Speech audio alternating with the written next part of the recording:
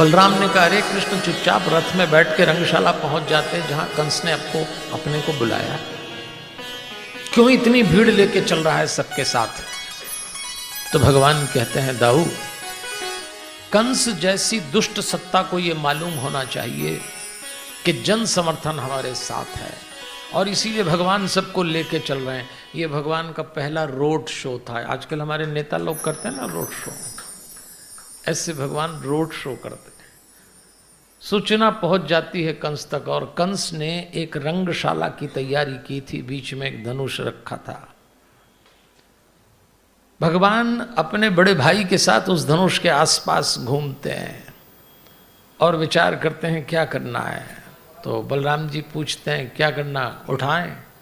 तो भगवान कहते हैं, उठाओ, मामा का माल है। और उठा के भगवान तोड़ते हैं, और भगवान पहली घोषणा करते हैं संसार के दुष्ट राजाओं को, एक नई शक्ति का जन्म हो रहा है, जो कंस के पीछे है, वो देख लें और सुन लें। हमारे दोनों अवतारों ने अपनी पहली सार्वजनिक स्थिति की घोषणा धनुष तोड़ के की।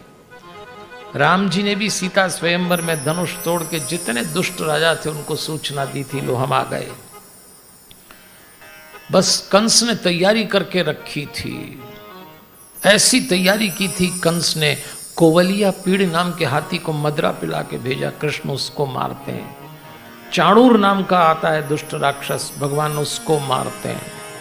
मुष्टि कूट इनको दाऊ मारते हैं। शल और तोशल को भगवान कृष्ण मारते हैं।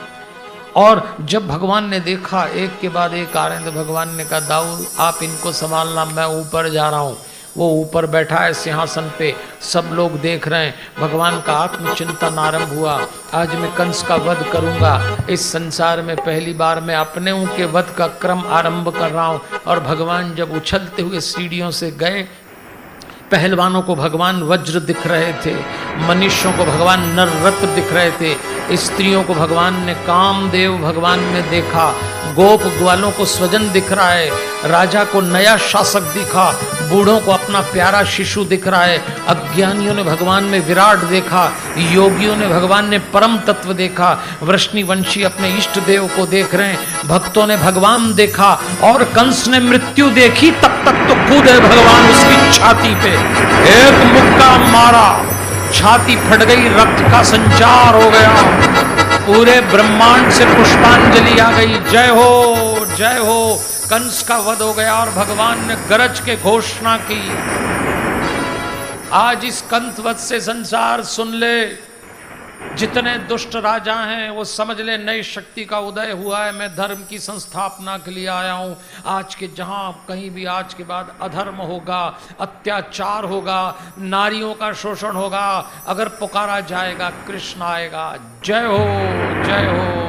कंस मारा गया, सबने भगवान को कंधे पे बैठा लिया। भगवान से कहते हैं, सब लोग बात करते हैं, तुरंत सत्ता पे चलो, इनका राज सिंहासन कर दो। लोगों को बहुत जल्दी होती राज तिलक की। भगवान ने कहा, नीचे उतारो, हम कारागृह में जाएंगे दोनों भाई। और सच बात है, भगवान कभी, कृष्ण जी कभी किसी राजगादी पे नहीं बैठे,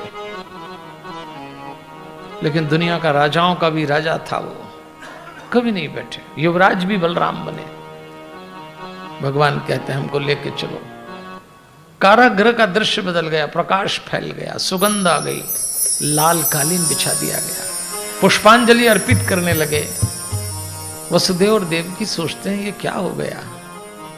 देवकी अपने पति वसुदेव से कहती है, लगता है मेरे भाई कंस की बुद्धि बदल गई, विचार बदल गए, हमें सम्मान दिया जा रहा है। तब वसुदेव जी कहते हैं, नहीं देवी नहीं, मुझे लगता है हमारे बच्चे आ गए। जैसे उन्होंने कहा कि मुझे लगता है हमारे बच्चे आ गए, बस अब देवकी कहती हैं, अब और झूठी दिलासा ना दें, सुन सुन के उम्र बीत गई।